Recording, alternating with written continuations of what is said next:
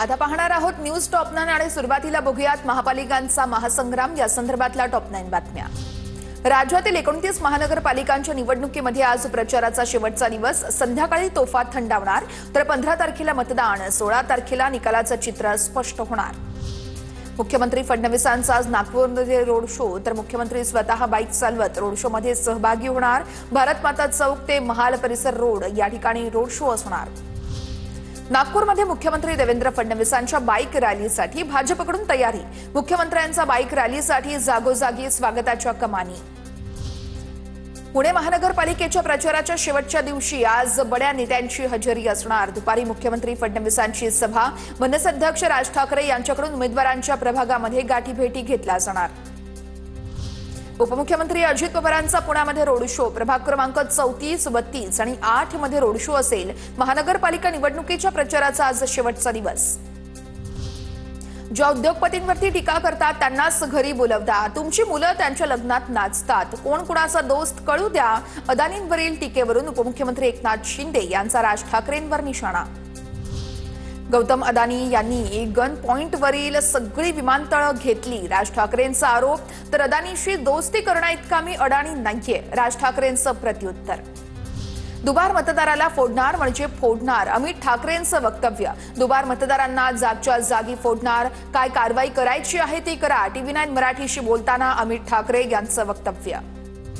मतचोरीवरून यावेळेस करडी नजर ठेवण्यासाठी ठाकरे बंधूंकडून भगवा गार्डचा नवा प्रयोग। 2000 पदाधिकाऱ्यांवरती जबाबदारी देत विशेष प्रशिक्षण। मतदान केंद्राबाहेर 15 जानेवारीला भगवा गार्ड तैनात केला जाणार। यानंतर मनपा निवडणुकांची रणधुमाळी सुरू आहे, त्या संदर्भातल्या टॉप 9 बातम्या बघूया। सांगली महापालिकेमध्ये भाजपचाच महापौर होणार। 29 पैकी 28 महापालिकेमध्ये महायुतीचे महापौर होतील। सर्वाधिक महापौर भाजपचे होणार असल्याचा चंद्रकांत पाटील यांचा दावा। खात्यांचं मटण पण दाबा आमचं बटन, गुलाबराव पाटील यांचे प्रचारादरम्यान वक्तव्य। पार्ट्या जोरात चाललेल्या आहेत, जळगावमधील सभेत गुलाबराव पाटील यांचं विधान। लातूर पालिका निवडणुकीमध्ये पुन्हा उजनीच्या पाण्याचा मुद्दा उपस्थित। उजनीच्या पाण्यावरून राजकारण केलं जातं, अमित देशमुखांचा निशाणा। तर भाजपला लुबाडण्यासाठी लातूर पालिकेची सत्ता हवी आहे, अमित देशमुख यांची भाजपवर टीका। भाजपचे माजी मंत्री दिलीप कांबळे यांची जीभ घसरली। प्रचार सभेत प्रशांत जगताप यांना शिवीगाळ। दिलीप कांबळे यांच्या वक्तव्यानंतर काँग्रेसकडून नाराजी व्यक्त। पुण्यामध्ये अजित पवार यांच्या राष्ट्रवादीकडून मोहम्मदवाडी, उंडरी, प्रभाग क्रमांक 41 या ठिकाणी प्रचाराला वेग। उमेदवारांकडून मतदारांसोबत थेट संवाद साधत विकास कामांचा आढावा, तर अजितदादांकडून उमेदवारांसाठी रोड शो। मुंबईतील लालबाग परळ भागामध्ये ठाकरेंच्या शिवसेनेच्या 2 गटांमध्ये थेट प्रचार लढत। बालेकिल्ला शाबूत ठेवणार आणि मैदानात उतरून जोरदार प्रचार करण्याचा शिवसैनिकांचा निर्धार। गायिका आणि आमदार मैथिली ठाकूरला भाजपने मुंबईमध्ये मनपा निवडणुकीच्या प्रचारात उतरवलं। मुंबईच नव्हे तर महाराष्ट्र माझं दुसरं घर, मैथिली ठाकूरचं वक्तव्य।